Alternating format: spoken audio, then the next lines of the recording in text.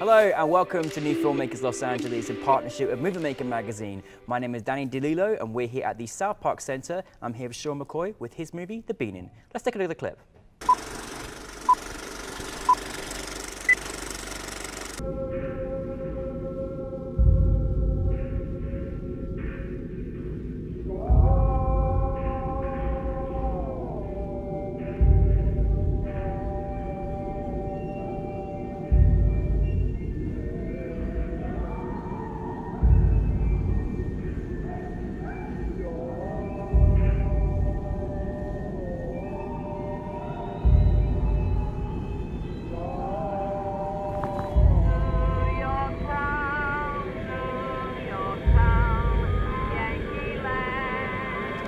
Thank you very much for being here, Sean, and thank you for coming in from New York City. Thank you for having me. What a great film you did, and for those that haven't seen it, tell us a brief synopsis.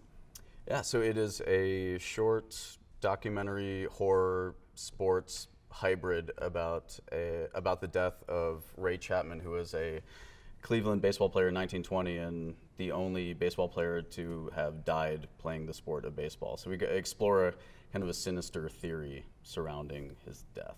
I mean, as I say, why would you not want to see that movie with that, the way you styled it, the genre, and this very intriguing story that many people don't know about? Where did the inspiration come for you in creating this particular story? Well, it was a couple things. So I'm originally from Cleveland, so this is a story that I was familiar with for a while, and I come from Cleveland is a very underdog city with as far as sports teams go. So I kind of like wanted to explore something along the lines of sports, but I also wanted to kind of experiment with genre a little bit as well. So that was kind of the goal as far as stylistically, was to make a sports documentary in the style of a horror film. Yeah. I mean, it's amazing. I just can't believe this almost, went on. Also, like, I mean, I don't think we've ever seen a sort of sports documentary horror. Is that like a new genre you kind of wanted to create, or did you kind of, was that something you was kind of wanting to experiment with in this particular ways, rather than just making a straight out sports documentary? Yeah, definitely. I mean, I've always personally responded to films that kind of really blur the lines of genre expectations. So I kind of thought of something that like I haven't seen, but I would really like to, and that story just kind of fit, but as far as this death, and there was kind of these strange coincidences that I noticed really when we started to research the project. But yeah, really just kind of wanted to combine, and I kind of even was jokingly said this early on when I was explaining it to the crew and the people involved, that I wanted it to be visually and aesthetically kind of a mesh of Ken Burns and Kenneth Anger. So it's kind of this like meeting of two Kens that that seemed to ultimately worked out, but I think like visually I can feel that now. You said that now. Yeah, that's absolutely right. No, it's wonderful. Yeah. Now this story, obviously took place almost 100 years ago. Yeah. When you're going into doing research, in a documentary in this fashion, what sort of things do you have to do to kind of find this information out and make sure you're obviously getting the facts out there as well? Yeah, that's a good question. The facts are pretty well documented at this point. There's even been like a few books just about that particular incident. So as far as like doing that deep dive, it was that was pretty easily accessible to do that. But it was really trying to get a lot of different archival elements was difficult. But it was a lot of fun though. Yeah. So speaking to the baseball the fans of today, and what's kind of the reaction been to them finding out? Is there a lot of people that knows about this story within baseball? Do those Yankee fans know about what's been going on over here? Or how has Cleveland responded? Like, is it a well-known story than baseball? Probably don't you feel like it's not been told enough? I think the story, the perspective is definitely unique. So I don't think, but again, I think that the film, and it doesn't take itself too seriously. I think it's a little tongue in cheek. So I don't think anyone has really gotten offended by it, that I've encountered. But we have screened in New York and in Cleveland too, because we played at Cleveland Film Festival. So obviously the Clevelanders really responded to it. In New York, I haven't. We've played in kind of more experimental programs and documentary programs. So I don't think that there was many sports fans in attendance, but but so far the reaction in general has been really good, and people kind of get a kick out of it. If you're a horror fan or if you're a sports fan, like kind of. And because I mean, you know, putting together, you know, your film has so many elements in it, and when you're making an experimental film, there's just so many nuances and things that you do to kind of create that sort of almost like in interior, alternate imagination, where you just delve into certain visuals that just take us to a certain place, even from the very beginning, showing the like Native Americans and all these different things, elements that are going in there. How do you kind of accumulate all these different pieces to create an experimental film? Where are your resources, and how do you go about doing that? Well, it's, you know, you can kind of, it's easy to brand something experimental, because then it kind of gives you free reign to cheat a little bit, you know. So if you don't, you know, if you don't really stick by strict, you know, narrative kind of boundaries, then it like kind of gives you a lot of freedom to experiment and kind of insert a few things. And so like we kind of did that a lot, but still make it cohesive, but still just try and make it a little bit more abstract. And kind of like, so it's interesting that, because you can do that, and it's interesting what people tend to pick up, you know, when you do that, you know. So people like kind of notice a little, like some of the nuance of I love it. That, and then kind of take that in a different direction, and sometimes that I wasn't even expecting. I think that's always fascinating as well.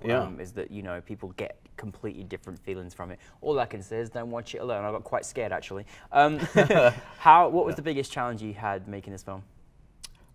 Definitely the biggest challenge was assembling and kind of collecting all the archival footage. That was tricky, because we did a lot of, did a deep dive, like really trying to find the kind of the baseball footage from that era, but that was like anything that was strange or unusual that we can kind of use to kind of create this world. And so that was, finding stuff was tricky, but then even finding like really great footage that then making it work in this larger context was difficult. So we had a lot of different pieces of things that then it was just like, how do we kind of put it together? So, and it is about, I mean, it's about 50% archival and about 50% original shot footage. So it's, even going into it, it's like I had scenes in mind, and like how that was all going to work together was admittedly now like a little bit vague and in my head. And so like so the actual post process was a lot longer than we anticipated. And you know, documentaries, they're on a different sort of time length to, you know, to regular narrative, you know, films. You sort of you know, sometimes you have to wait for certain things, or et cetera, et cetera. For you, how long, because yours films were 10 minutes, how long did it take you to make the film altogether? You know, it was about 1 year later that we finished it. But it's also something that me and my editor and other people that were working on, because we all have full-time jobs and just like kind of like so it was something that we didn't work on all the time, but you know, when we had time to work on it. And there was also a few pickup shoots that we needed to do, and so it was through that year, and which was kind of it was nice having that gradual process too, because that way we can kind of see what was working, what wasn't working, what was missing, and like things that we could insert, some things that we scrapped that were like, we don't need that. And so it was so I think that time really works out well for having that amount of time. Well, you've had a very successful, you know, festival run, and obviously at NewFilmmakers LA last night. It's so great to have you join us. What was the experience like last night, and what's been the reaction from your audience? It was actually great. Yeah, it was. I thought it went really well. Yeah, I got a little chance to talk with a lot of people afterwards. And great. Yeah, and even like reconnected with a friend of mine who I hadn't seen, who I went to film school with like 15 years ago, who showed up, who I haven't seen in a while. So that was so it's kind of cool. So it was like reconnected with a few people, and also like made some new friends. Like a lot of the filmmakers were in attendance, which is great. Like sometimes you don't have that with a lot of festivals too. So it was nice like having a lot of the filmmakers present. Oh, that's really great. What's next for you? Just finishing up a new short film now that is similar very much to my last two, so it is kind of a narrative, a documentary hybrid. So finishing that up now, and because we just finished up the festival run. This is probably going to be our last like public screening of The Beaning. So and it was great. I mean, it was great to actually have LA as our closing screening. You know, you couldn't ask for a better place. So then just have this short, and then hopefully from there go on to make a feature. So. this is definitely got to happen. So I love that you're making these narrative documentary hybrids. Now I'm sure it's probably, you know, many people out there thinking, how on earth do you go about that? Is there any piece of advice or any sort of teachings that you have in making a film like that for any filmmakers out there? Yeah, you know, I would say that it's, so far the subjects that I've tackled have been, again, and this one was 100 years ago. My last one was almost that. It was, you know, from like 1930s. So it's, you have also a lot of freedom to, because and anyone associated with that story are not alive anymore. Right. So there's nobody that you can just like sit and interview about that. So it does kind of allow you to have like some freedom to really like kind of interpret the events and like still be true to them and like not exploit certain things, but still kind of explore like what might have happened, you know, in these times. So so I think that you don't need to be like necessarily like really true to the history in order to get that point across. Yeah, and we were even discussing that earlier too, where it's like, you know, we have all of the facts that are presented in this film are absolutely true, but it's from a very different perspective of those events. Yeah. So I think that that's kind of the key to like maybe making something unusual, where it's just like this person, you know, comes from this very unique interpretation of what this event meant. I love that. Yeah. I love that. I love that, your interpretation. Well, listen, thank you very much, Sean, for joining us. And thank you for being in. Great. And we're looking forward to seeing much more of your work. So thank you very much. Yeah, appreciate it. Thank you. Yeah, good thanks job. for having me. Great.